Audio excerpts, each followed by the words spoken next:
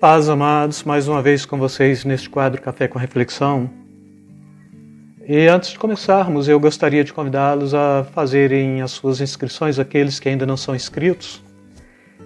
Os que já são inscritos, ativar o sininho em todos mesmo, né, para todo o vídeo que a gente gravar despertar para vocês.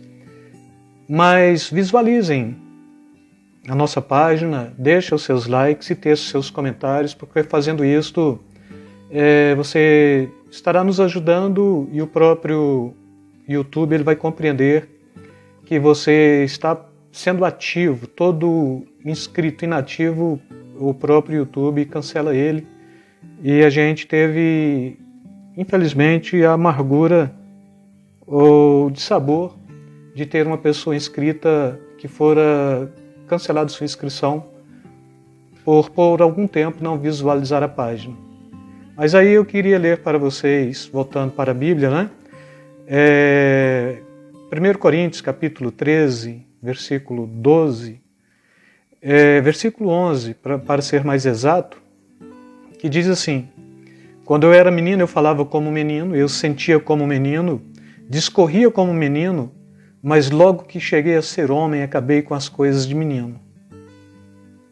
Paulo aqui no capítulo 13 de Coríntios, é o capítulo do amor mesmo, e ele está jogando nesta possibilidade final, trazendo a consciência de que o cristão, o servo, o homem de Deus, a mulher, o jovem, né, deve ser aquele que está crescendo continuamente e trazendo esta consciência de que o amor é a melhor forma mesmo de você ter uma ação contínua e ativa, e mostrando que, em detrimento de todos os dons, no final de tudo, a fé, a esperança e o amor é o que permanece, mas o maior deles é o amor, e de fato é o amor que vai te levar para o céu. Mas a questão, irmãos, é que este amor ele tem que ser alguma coisa que deve estar crescendo e amadurecendo em nossos corações. E falamos muito de amor, eu gravei uma semana falando só sobre amor para vocês, os vários tipos de amor pregado pela filosofia e pela Bíblia, né? Mas pegando aqui esta referência mesmo como pauta do que eu quero falar, o padrão de todo cristão é Jesus Cristo. E a Bíblia diz que nós o amamos porque Ele nos amou primeiro. Se o padrão de todas as coisas é Jesus Cristo, então logo eu devo compreender que se Ele me amou primeiro, o meu padrão como cristão é estar procurando as arranhuras de Cristo, o caráter de Cristo. Ainda falei sobre isso numa vigília esta semana, né, no domingo. E se eu trago em mim as arranhuras de Cristo, o caráter de Cristo, com certeza este padrão também será o meu padrão, porque o padrão de todos os cristãos é Jesus Cristo, o padrão de todas as coisas de Jesus Cristo, o padrão de todo cristão é Jesus Cristo, e o meu padrão como cristão em Jesus Cristo é o amor. Ele é o nosso modelo, Ele é o nosso exemplo, e assim, a nossa natureza vem dele. Não estou falando que o cristão, quando aceita Jesus, ele deixa de ser aquilo que era como pessoa para se tornar uma outra pessoa, mas eu estou falando de natureza. Quando se fala de pessoa, personalidade, isso é coisa que não se muda e acabou, é fato mesmo, porque Deus está se tratando, Deus se trata com homens, com seres pensantes, com seres pessoais, não é, que decidem, que ponderam, que têm a capacidade de equilibrar e assim por diante.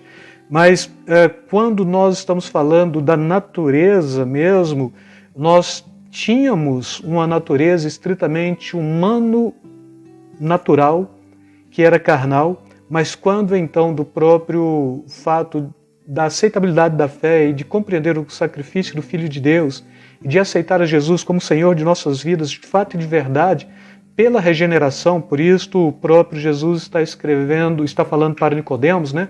Necessário vos é nascer de novo. Estamos adquirindo a natureza que vem de Deus. Então todo ser cristão, todo cristão, ele tem uma natureza humana e uma natureza divina.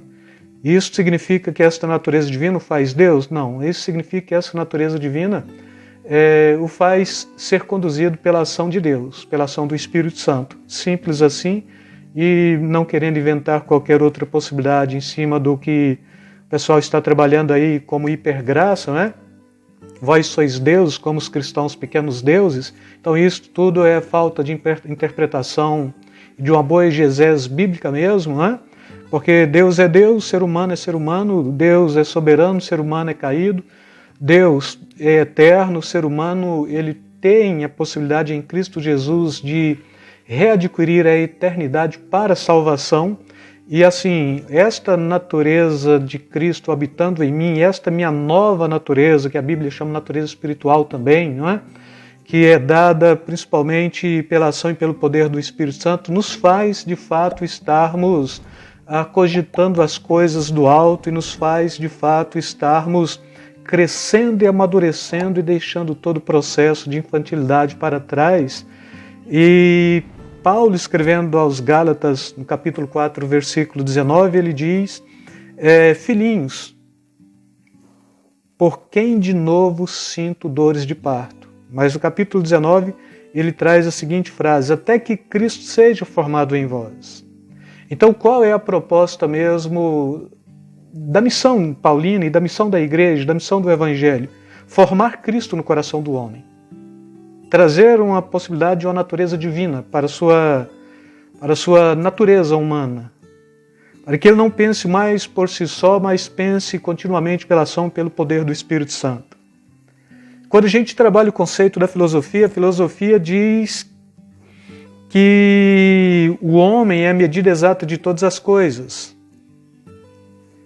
Mas quando a gente vai trabalhar a Bíblia desconstrói esse conceito da filosofia. O homem não é a medida exata de todas as coisas, mas Jesus é a medida exata de todas as coisas. Porque Ele é que traz esta capacidade do crescimento contínuo para a vida do homem. E é por isso que somos constrangidos o tempo todo a chegarmos à medida da estatura completa de Cristo. Efésios capítulo 4, versículos 13 e 15 está falando sobre isto. E assim, crescer é missão de todo cristão. Crente que não cresce, ele não pode se atestar como discípulo, como servo, como seguidor, porque então tem alguma coisa errada na sua vida. E quando falo de crescer, esse crescimento ele se dá em 3 dimensões bem distintas mesmo, não é? Ele se dá no conceito, primeiro, do crescimento como pessoa. Eu não mudo de pessoa, mas de personalidade quando eu aceito Jesus, mas eu posso crescer como pessoa, não é? E nesse contexto aqui, Paulo ele está nos trazendo a consciência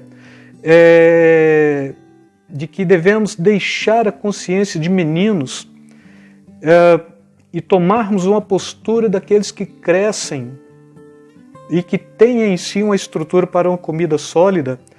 E aí a Bíblia está falando assim, portanto, se fostes ressuscitados juntamente com Cristo, buscai as coisas lá do alto, onde Cristo vive assentado à direita de Deus.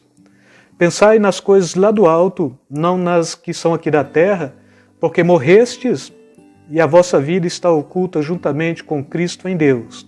Quando Cristo, que é a vossa vida, se manifestar, então vós também sereis manifestos com Ele em glória.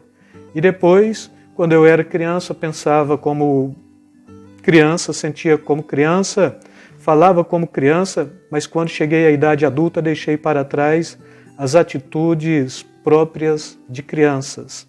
E neste contexto, você tem que amadurecer, você deve crescer como pessoa.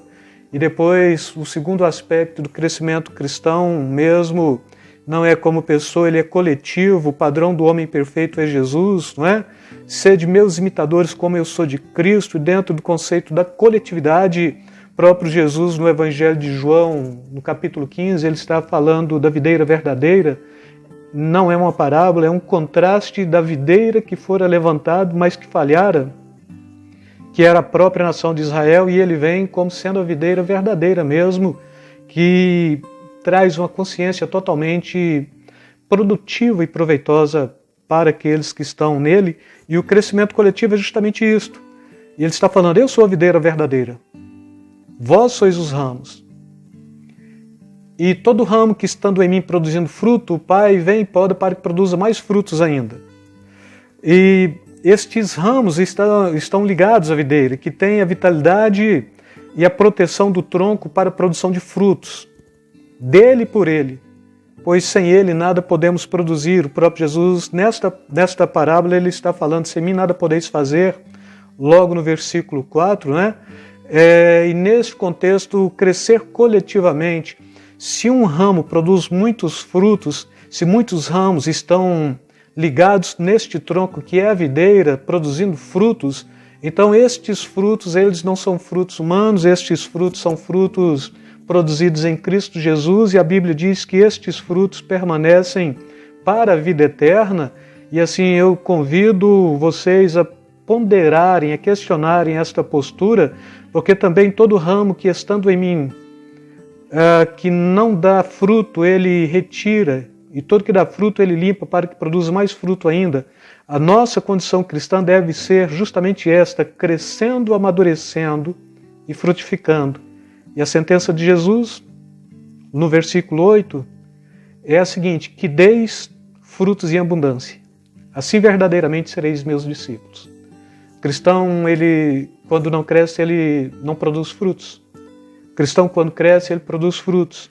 E aqui Jesus está chamando para a produção de frutos abundantes mesmo, porque você está conectado, você está ligado a Ele, você tem uma natureza, a seiva do tronco vem para você, você tem uma natureza que é espiritual agora também.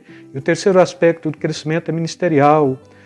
Quando se fala do crescimento ministerial, o crescimento para o serviço, para o trabalho. Todo crente que compreende a necessidade de crescer como pessoa e depois crescer coletivamente, ele vai sentir a necessidade de estar fazendo algo legítimo.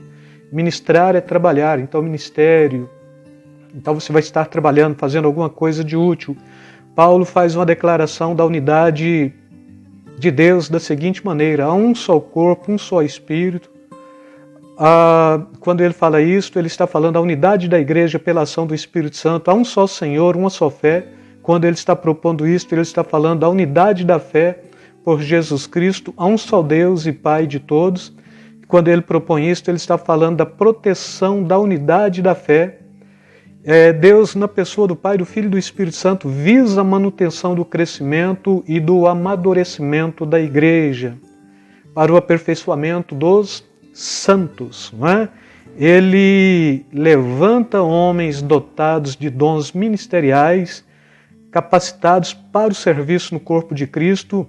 Ele levanta, do ponto de vista bíblico mesmo, apóstolos, profetas, evangelistas, pastores, mestres, com o objetivo de levar a igreja à plena estatura de Cristo, com o objetivo principal de não sermos mais crianças ou nécios. E a palavra nécios é aquele que não tem instrução, e com isto nepos, nepios, é o equivalente a grego isso, aquele que não tem instrução nenhuma, aquele que ainda não foi pego por um tutor para ser educado. E aqui nós já não temos mais esta proposta da infantilidade, e se alguns a têm, é porque ainda não quiseram ter estes três aspectos de crescimento, ou então são novos convertidos que vieram para a fé neste momento, né? Neste exato momento, mas com a premissa de crescer. E com isso quero deixar para vocês esta proposta de crescer e amadurecer. Cresçam e amadureçam, porque é a proposta bíblica para cada um de vocês. E neste contexto, o amadurecimento de vocês é o que mais importa para a relevância do reino de Deus, porque o reino, enquanto reino amadurecido, muito fácil para alcançar aqueles que ainda estão perdidos por aí. E assim, a missão da igreja é manifestar o reino de Deus. Você enverga este reino. E à medida que as pessoas compreendem este reino, é a medida do seu crescimento. E não a medida da percepção delas mesmas, né? Mas em cima daquilo que você está demonstrando, aquilo que você porque você enverga o reino, você leva o reino, você anuncia o reino, você proclama o reino de forma imperceptível quando cristão amadurecido. E aí eu quero deixar para vocês mais uma vez beijo na alma, beijo no coração. Fiquem na paz, Deus vos abençoe.